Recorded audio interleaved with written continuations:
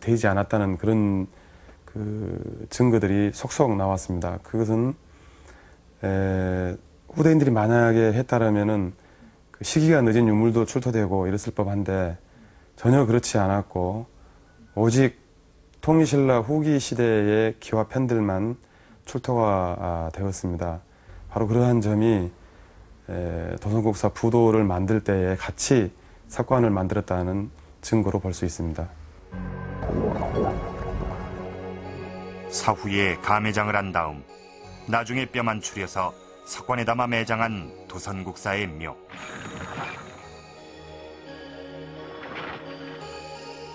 그 위에 부도를 세우고 부도를 보호하는 전각까지 만들었다. 선각국사 도선. 그는 바로 이곳에서 1000년 동안 잠들어 있었던 것이다.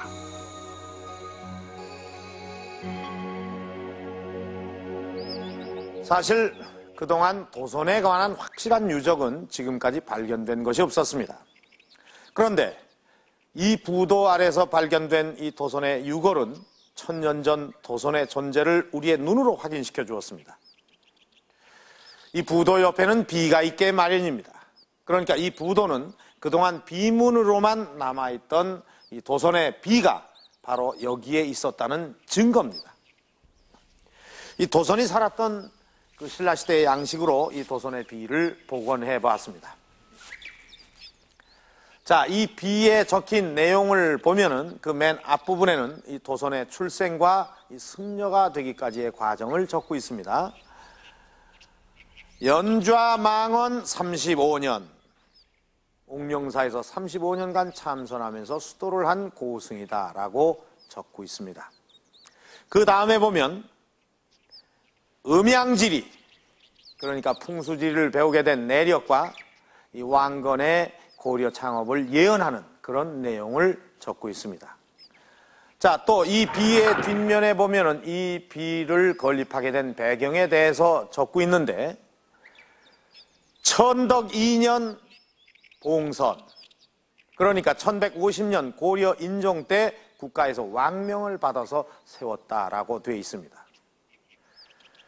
그러니까 이 도선 국사비는 도선이 입적하고 250여 년이 지난 뒤에야 세워진 것입니다.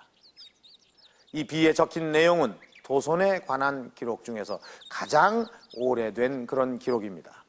그것도 국가에서 왕명을 받아 기록한 것이기 때문에 가장 믿을 수 있는 그런 기록입니다. 그렇다면 이 도선은 과연 어떤 사람이었을까요? 월출산 자락에 있는 성기동 유적지. 백제 왕인 박사와 함께 도선의 출생지로 알려진 곳이다. 이곳의 바위 위에는 도선의 어머니 최 씨가 살던 집터란 내용이 새겨져 있다. 최 씨 집이었는데 지금은 이제 조 씨 집이 됐다라는 그 금성문으로 이렇게. 도선의 어머니는 이곳에서 꿈에 광채나는 구슬을 삼키고 도선을 잉태했다고 전한다. 옛날부터 여기가 성인이 태어났다고 해서 동네 사람들이 성기동이라는 그런 성역으로 관리해왔던 그런 지역이 되겠습니다. 사람이 안 살았단 말이에요? 네, 사람이 안 살고 여기를 성인이 태어난 곳이라 해서 그냥 계속해서 동네 사람들 아주 오랫동안 계속해서 이렇게 성역으로 보호를 하고 있었죠. 원래 이곳은 마을이 있던 곳이었다. 그러나 옛날부터 이곳 사람들은 성인이 태어난 곳이라서 신성시하며 보존하고 있다.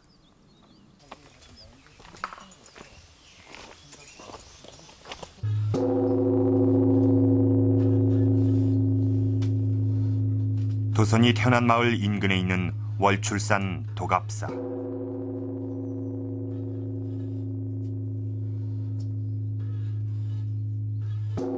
도선이 개창했다고 전해지는 사찰이다. 도갑사 국사전에는 도선의 진영이 모셔져 있다. 조선 세조 때 그려진 영정을 최근에 모사한 것이다. 15살에 출가한 도선은 처음엔 경전을 중심으로 공부를 시작한다.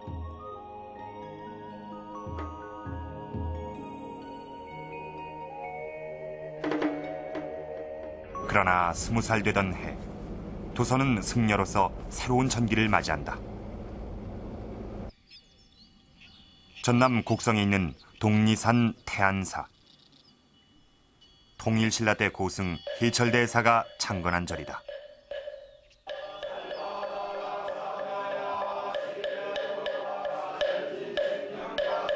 이곳에서 도선은 스승 희철대사를 만나 새로운 가르침을 받는다. 그것은 바로 무설설 무법법이라는 화두였다. 불법이 뭐입니까 하면 무슨 뭐 정전백자수다, 뜰 앞에 잣나무다 한다든지 뭐 또 마른 똥막대기다 한다든지 그런 화두들이 참 많이 있습니다. 그와 마찬가지로 무설설이고 무법법이고 그게 하나의 화두입니다. 그거를 알아채면은 이제 견성성불을 하는 거죠.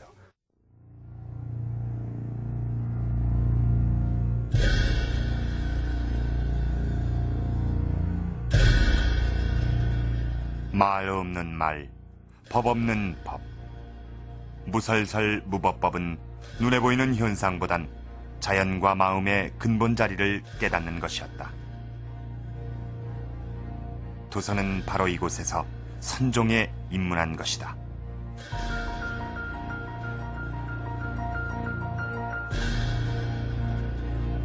그것은 불교 경전을 통한 깨달음이 아니었다. 오직 참선을 통해 얻어지는 것이었다.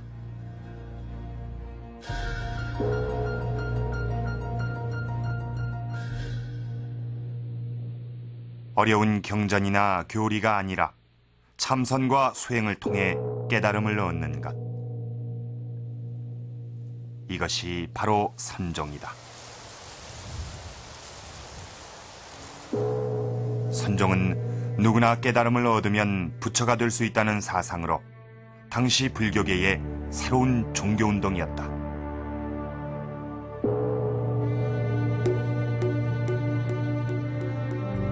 선을 도입하게 된 그 배경이 우선 이 불교라는 하나의 종교성으로서 실천성이 없는 그러한 그 불교를 실천으로 이끌어가는 그것은 대단한 혁명적인 개혁입니다.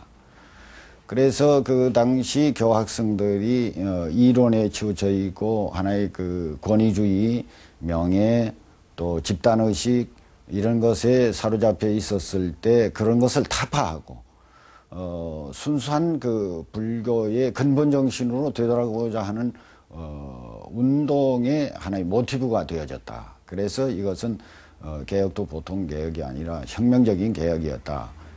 이렇게 볼 수 있는 겁니다. 도선의 스승 희철대사는 우리나라에 선종 불교를 들여온 선승이었다. 그는 일찍이 당나라에 유학하면서 그곳에서 유행하던 선종 불교를 접하게 된다. 그가 귀국해서 창건한 태안사는 우리나라 선종 불교가 태동한 중심지였다. 희철을 비롯한 당나라 유학생을 중심으로 선종은 전국적으로 확산됐다.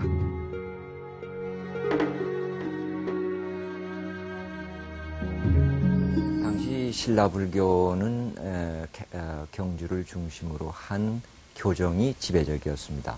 그래서 교정을 대신해서 새로 일어나는 선종은 중앙 즉 그 경주에서 발붙이기가 좀 어려웠습니다. 그래서 각 지역